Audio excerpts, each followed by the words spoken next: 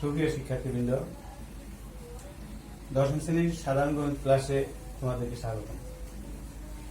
আমি মোহাম্মদ ফসিলুর রহমান, সিনিয়র শিক্ষক, মহাদিন সরকারি উচ্চ বিদ্যালয়। আজকে আমি নবম দশম শ্রেণীর সাধারণ গণিত বইয়ের দ্বিতীয় অধ্যায়ে সেট ও ফাংশন চ্যাপ্টার নিয়ে আলোচনা করব। এই অধ্যায়ে প্রথমে আছে সেট। সেট হইল কতগুলি বস্তুর একত্র সমাবেশ, যেমন এ বি সি ডি বর্ণগুলি একটা সেট আকারে আমরা প্রকাশ করতে পারি, অথবা যেমন সাধারণ সংখ্যার সেট, যে 1 2 3 4 5 ডট দিয়া একটা সেট, সংখ্যার সেট।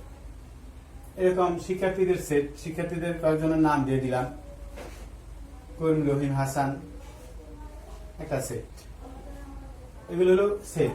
এখন সেট প্রকাশের পদ্ধতি, সেট প্রকাশের দুটি পদ্ধতি আছে।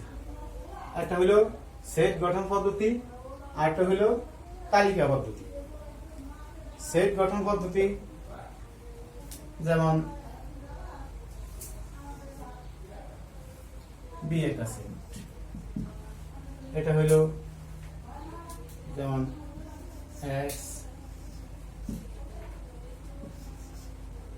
যেন x এপসিলন n যেন x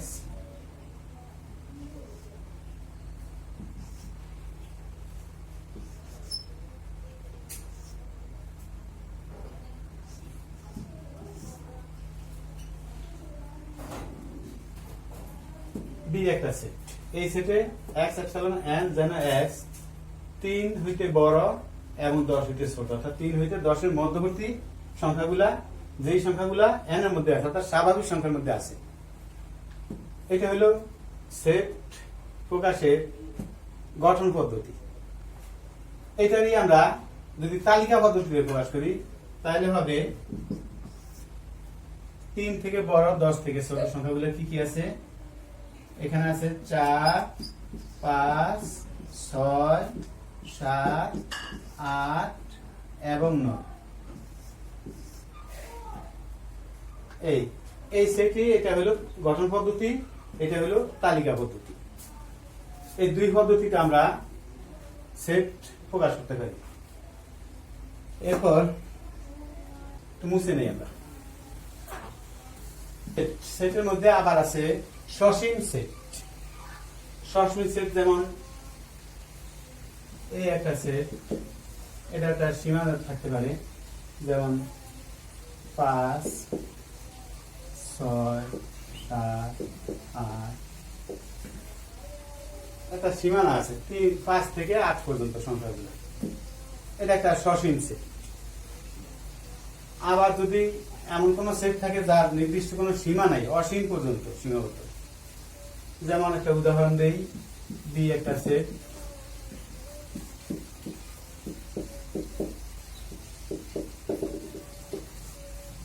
অসীম পর্যন্ত বিজোড় সংখ্যার সেট 1 3 5 7, এই সংখ্যাগুলো অসীম পর্যন্ত, এদের কোনো নির্দিষ্ট সীমা নেই।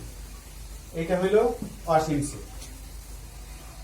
এরপর ফাঁকা সেট। ফাঁকা সেটটা কিরকম? যদি কোন একটা সেটের কোনো উপাদান না থাকে, কোনো উপাদান নেই, এটা একটা ফাঁকা সেট।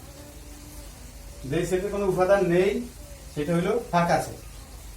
এটাকে আমরা ইংরেজি না, ডেনিশ ভাষার একটা বর্ণ ওরি, ডেনিশ ভাষার বর্ণ ওরি দ্বারাও আমরা একে প্রকাশ করতে পারি। এটা দ্বারা বোঝায় এটাও ফাঁকা সেট। এই সেটটারই আমরা প্রতীকের সাহায্যে ওরি প্রতীক দ্বারা প্রকাশ করতে পারি। এগুলো ফাঁকা সেট। তারপরে দেখাবো উপসেট। উপসেট কিরকম? যেমন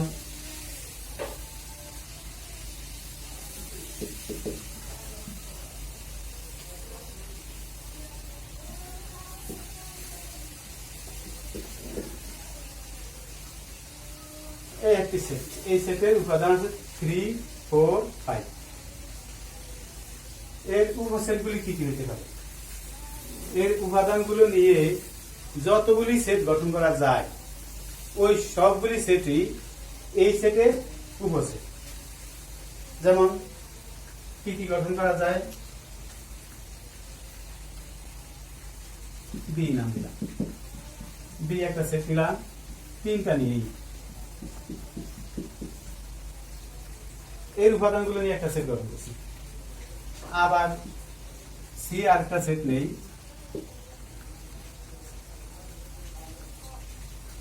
3, 3, 4।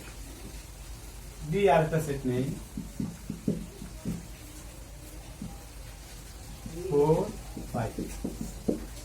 এই আর একটা সেট নিলাম,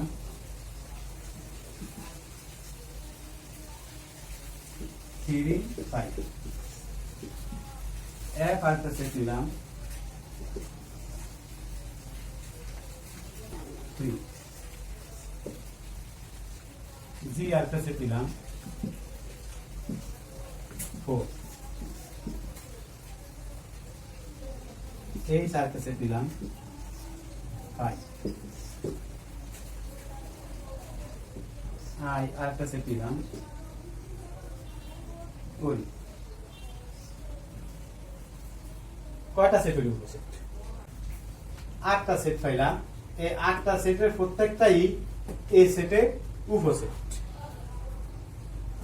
তাহলে আমরা সেট সম্পর্কে জানলাম, উপসেট সম্পর্কে জানলাম, এরপর ফাঁকা সেট সম্পর্কে জানলাম, তারপর প্রকৃত উপসেট। প্রকৃত উপসেটটা কি? প্রকৃত উপসেট হচ্ছে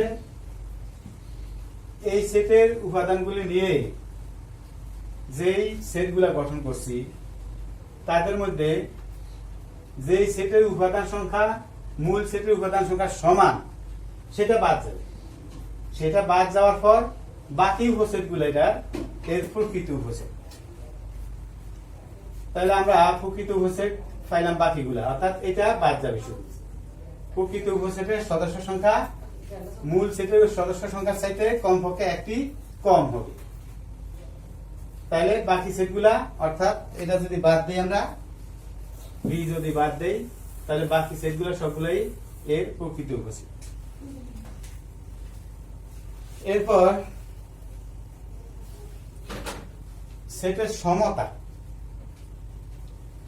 সেটের সমতা একটা বিষয় আছে, সেটা হইল যে একাধিক সেটের উপাদানগুলি যদি সমান থাকে তাহলে সেই ক্ষেত্রে সেট দুটি সমান সেট। যেমন এটা একটা সেট, বি আর একটা সেট যদি নেই, আমি বি আর একটা সেট নিলাম,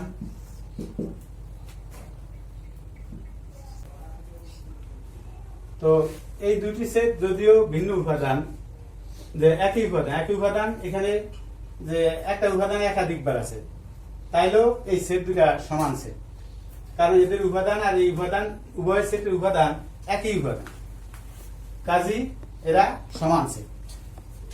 এটা দ্বারা সেটের সমতা প্রকাশ করে, সমান সেট।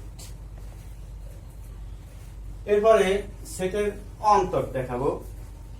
সেটের অন্তর মানে সেটের বিয়োগ। যেমন ইউ একটি সেট, তার উপাদান দিলাম 1, 1, 2, 3, 4, 5। এই একটি সেট দিলাম, এই সেটের উপাদান হলো 3, 4, 5।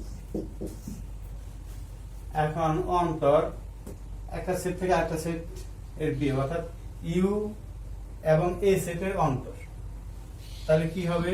ইউ মাইনাস এ। আমরা বিয়োগ করি স্বাভাবিক সেটের নিয়ম অনুসারে। ইউ সেটের উপাদানগুলো হচ্ছে 1, 2, 3, 4, 5।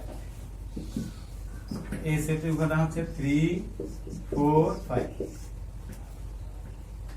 আমরা ইউ মাইনাস এ অর্থাৎ ইউ সেটের উপাদানগুলো লিখলাম, এ সেটের উপাদানগুলো লিখলাম, এরপর বিয়োগ করব। তাহলে বিয়োগ, সেটের বিয়োগের বেলায় যেই সেটটা আমরা বিয়োগ করব, যে সেটের উপাদানগুলি বিয়োগ করব সেই উপাদানগুলো বাদ যাবে। সাথে সাথে যে এটা থেকে যার থেকে বিয়োগ করব তার মধ্য থেকেও এই উপাদানগুলা বাদ যাবে, অর্থাৎ এর সাথে কমন উপাদান যেগুলো আছে সেই উপাদানগুলো বাদ যাবে। এরপর থাকে কি, তারপর থাকতেছে 1 2, এই দুইটা উপাদান শুধু আছে। তাহলে এইটাই হইল ইউ এবং এ সেটের অন্তর, অর্থাৎ U minus A, U set থেকে এ সেটের বিয়োগ, তার ফল হইল 1 এবং 2, এই দুইটা সদস্য নিয়ে যে সেট, সেই সেট হইল ইউ এবং এ সেটের অন্তর সেট। এগুলো সেটের অন্তর। এরপরে আমরা দেখাবো সার্বিক সেট। সার্বিক সেট হচ্ছে কোন একটি সেটের উপাদানগুলো নিয়ে যতগুলি সেট গঠন করা যায়, সেই সেটগুলি আমরা একটু আগে দেখেছিলাম, সবগুলাই ওই সেটের উপসেট। উপসেটগুলো সবগুলাই একটি নির্দিষ্ট সেটের উপাদান। ওই নির্দিষ্ট সেটটা, ওই নির্দিষ্ট সেট, এই সেটগুলার উপসেটগুলা প্রত্যেকটারই সার্বিক সেট। অর্থাৎ আমরা আলোচনার জন্য যতগুলি যে কতগুলা সেট যদি নেই, তাহলে আলোচনার জন্য আমরা যতগুলা সেট নিমু সবগুলি সেটের উপাদান যদি একটি নির্দিষ্ট সেটের মধ্যে থাকে, তাহলে ওই নির্দিষ্ট সেট হবে আলোচনার সাপেক্ষে সার্বিক সেট। এই সার্বিক সেটকে ইউ, এই প্রতীক দ্বারা, বড় হাতের বর্ণ ইউ দ্বারা প্রকাশ করা হয়। তো আমরা উদাহরণের সাহায্যে দেখাবো। একটি উদাহরণের মাধ্যমে দেখাই যে এখানে ইউ একটি সেট দেখাইলাম, আরো কতগুলো সেট নিব, যে এ 3 5, বি 1 3, সি 4 5, ডি 1 5। আমরা কতগুলো সেট নিলাম। এই সবগুলি সেটের যে উপাদানগুলো আছে, সবগুলি উপাদানই ইউ সেটের মধ্যে পাওয়া যায়। এই সেটগুলোর উপাদানের বাইরেও কোনো উপাদান এই সেটের মধ্যে থাকতে পারে। যেমন এখানে 2, কোন সেটের মধ্যেই 2 উপাদানটি নাই, কিন্তু সার্বিক সেটের মধ্যে আছে, থাকতেই পারে। আরো কোনো উপাদানও থাকতে পারে এখানে। তো আমরা আলোচনা করার জন্য যে সেটগুলো নিব, এই সেটগুলোর প্রত্যেক সেটের সকল সদস্য যেই সেটের মধ্যে পাওয়া যায়, অর্থাৎ আমাদের এখানে এই আলোচনার মধ্যে ইউ সেটের মধ্যে পাওয়া গেছে, তাহলে ইউ সেট হবে এই সবগুলি সেটের সাপেক্ষে সার্বিক সেট। তাইলে আমরা সার্বিক সেট সম্পর্কে আলোচনা করলাম। এরপর আমরা দেখাবো পূরক সেট। যেমন এ একটা সেট নিলাম 3 5। এখন এ সেটের পূরক সেট নির্ণয় করব। তাহলে পূরক সেটটা কি? পূরক সেট হচ্ছে কোন একটি সেটের উপাদান যখন সার্বিক সেট থেকে বাদ দেওয়া হয়, সার্বিক সেট থেকে কোন একটি সেটের উপাদান বাদ দিলে যেই সেট পাওয়া যাবে সেটা হবে ওই সেটের পূরক সেট। যেমন উদাহরণের সাহায্যে দেখাই, যে এ একটি সেট, তার উপাদান হচ্ছে 3 এবং 5। এর পূরক সেটকে আমরা এই প্রতীক দ্বারা অথবা এই প্রতীক দ্বারা প্রকাশ করি। তো তাহলে পূরক সেট এটা কি হবে? এটা হবে ইউ মাইনাস এ। সার্বিক সেট থেকে এই সেটের উপাদানগুলো বিয়োগ। তাহলে সার্বিক সেটের উপাদান কি কি আছে? 1 2 3 4 5 পর্যন্ত। মাইনাস এ সেটের উপাদান 3 5 বিয়োগ করলে কি কি থাকবে 3 5 বাদ যাবে থাকবে 1 2 4 1 2 4 তাহলে এটা হলো পূরক সেট এ সেটের পূরক সেট আমরা পূরক সেট নির্ণয় করে দেখালাম এ সেটের পূরক সেট হচ্ছে তাহলে এখানে এটা যার উপাদান 1 2 4 এরপর দেখাবো সংযোগ সেট এটা মুছে নিই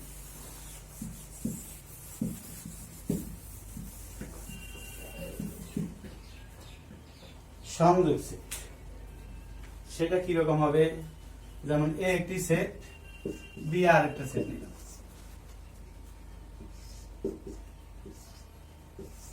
দুইটা সেট এদের সংযোগ সেট কি হবে এদের সংযোগ সেট হবে এই সংযোগ প্রতীক এর সংযোগ বি তাহলে তাদের উপাদানগুলো নিয়ে 3 5 সংযোগ 5 6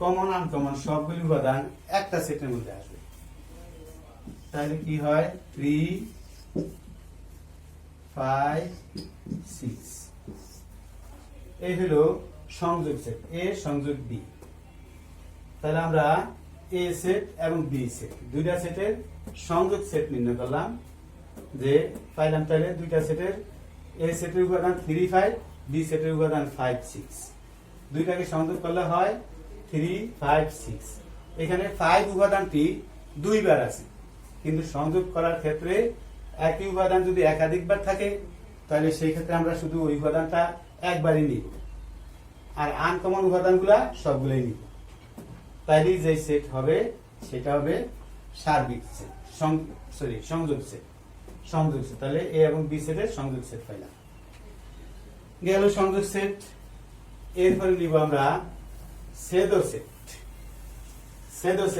কি একটু মুছে নেই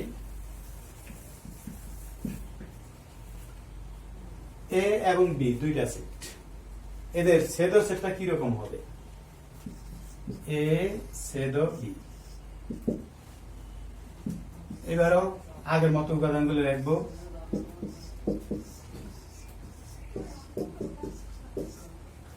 তাহলে দুইটার মধ্যে এবার কমন উপাদানগুলি শুধু আসবে দুইটা সেটের মধ্যে 5 উপাদানটি উভয় সেটের মধ্যে আছে কমন তাহলে সেটা নিব শুধুমাত্র তাহলে হবে এই 5 সদস্য নিয়ে যে সেট এটাই হলো এ এবং বি সেটের ছেদ সেট